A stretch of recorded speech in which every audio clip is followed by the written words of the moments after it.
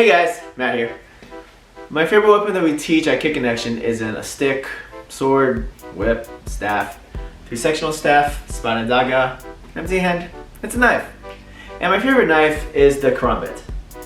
This is a karambit. I've heard it pronounced as karambit, karambit, karambit, karambit, and I'm sure there are other pronunciations. I'm not too hung up on that. I just call it a karambit. The karambit is a Southeast Asian weapon commonly used in Filipino and Indonesian martial arts. Now, I don't have a traditional karambit, but traditionally these are fixed double-sided blades with a ring at the top here, and it's typically held in the lupa or blade down position. A karambit can be used like any knife that is held in a lupa grip, with some accommodations for the curved blade and the ring at the top. Thrusting is much harder to do with this, a typical thrust anyways, and they're not typically performed with the karambit. The ring up top can be used as an impact weapon for a non-lethal option when you are using this.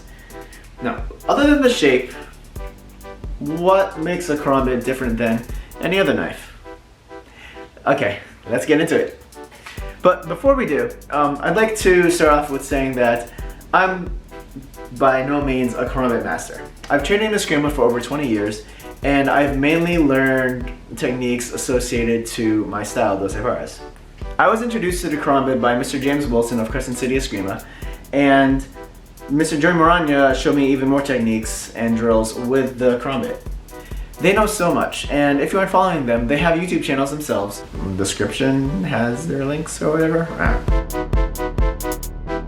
Knives are typically used for slashing and stabbing. Plain edge knives tend to get a smooth cut. Serrated edges initiate the cut faster and then have that smooth cut when you get closer to the plain edge of a knife. The inner edge of the karambit doesn't slash or stab. It tears like a raptor claw. It tears through the flesh.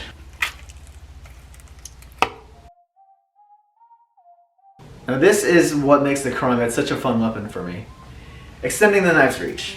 Now, extending in this position adds 3, 4, 5, 6, whatever inches of reach, and that might not seem like a lot, but if you had any striking experience, especially knife fighting, you know what those extra inches can mean in a fight. Extending that reach means you can get to targets not typically considered, and when you place the karambit at the appropriate target, you pull and you get that tearing cut. However, this extended position is also a vulnerability. The best defense against a karambit, in my experience of working with this weapon and doing partner work, is grabbing the handle in an extended position and twisting. Okay. This breaks the grip and finger. It's very painful. If you plan on using the karambit for self-defense, you should practice with it. You don't want to be in a situation where you need to defend yourself with a karambit and you are trying a karambit-specific technique for the first time while you're defending yourself. That's just not going to happen. The more practice you have, the more comfortable you'll be with it. Let's go over extending the karambit. I'm going to make up these terms, but let's call this the retracted position, and we'll call this the extended position. All right? So I'm extending from the top out. When I extend, I pinch the ring with my middle finger and my thumb, applying pressure with my index finger. Now, I want this secure. I don't want it floppy. I want this to be secure. Secure, secure, floppy, floppy. I don't want this to be flopping around, especially if I need to drag a cut from this position. Top out is the safer way to extend the karambit, and it's the best way to get used to this position before moving into bottom out. There are many pictures online of people who are new to the karambit practicing bottom out just because it feels faster, and they whack themselves in the forearm and there's a gash. There's like 5 of them when you Google search for karambit accidents. Just people hitting themselves here and getting a giant gash. If you're following along with the video with your karambit for the first time, practice extending and retracting just to get used to this feeling. At a certain point of proficiency, you shouldn't be watching your weapon. So you want to get used to this motion. Unless you're practicing with a live blade, don't practice for the first time while watching a video and just going back and forth. If you do knife drills, you can attest to how difficult it is to land a strike on an opponent.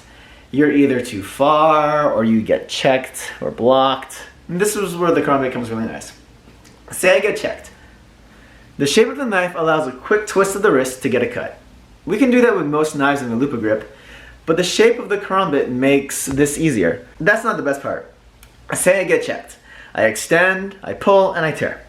The checking hand is compromised. If it's still usable, it's far weaker from the pain and the torn muscles. We teach knife fighting in our curriculum, and at its core, the karambit is a knife with special features.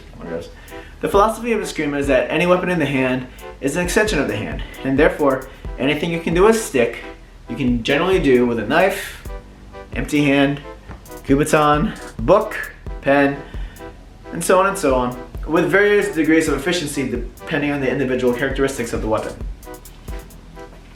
And to be fair, we can do these techniques with other single-handed weapons or anything that we have in our hand according to the philosophy of eskrima. And that's the basic rundown of the karambit. It's a great weapon if you know how to use it, but it does have its drawbacks. The karambit is an inherently defensive weapon, it has a shorter range, it's difficult to pull off an offensive thrust, extending the karambit can be a liability, and as far as technique goes, you're limited to mostly lupa techniques. You can switch to your elongate grip, which is the top-up grip, but thrusting still isn't as effective and switching takes more effort. And depending on how you hold it, here or here, this gives me a lot of anxiety just because I know that just twisting it will hurt me. Still though, it is a fun weapon to learn. Even if you're not going to be carrying it or using it regularly, it's still one of those weapons that's a lot of fun to learn because it's pretty unique, you know? So let's get into some drills. So we've been working on the top out extension. Top out, and now you should, if you've been practicing that, you kind of know how you want to grip it.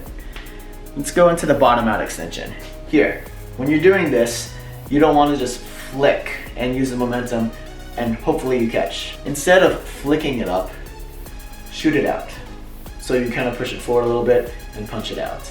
Next is the rolling cut.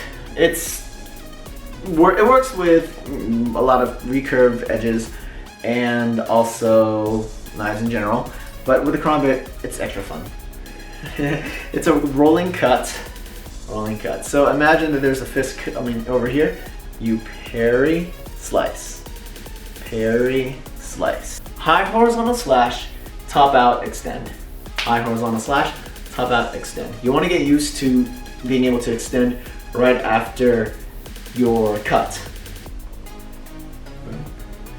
Now you don't want to get in the habit of doing whack whack. Instead of flicking, out, hold, bring it back. So cut, out, back. Cut, out, back. You want to make sure you have it secure for that little bit so you know that at any time you need to use it, it's not wobbly. It's nice and strong. Next one is going to be low and extend. Low, extend. Low, extend. Low, extend. Low, extend. Low, extend. The last one for this video is transfer low and bottom out extend. It's similar to the rolling cut, but instead of going here and cutting, you're going to go here and extend here. So here and extend. Here, extend. Parry it down, extend. Alright guys, that does it for the basics of the karambit, at least how I see it. So, hope you guys enjoyed the video. I'll be putting out another video soon of advanced drills and techniques. And yeah, take a look at that one. Now there are a lot of videos on the karambit out there, and there's a lot of good stuff, and some bad. But if you're looking for a video on what the karambit is and how to use it, I hope this was one of the good ones. Anyways, hope you guys enjoyed, and thanks for watching. Make good life choices!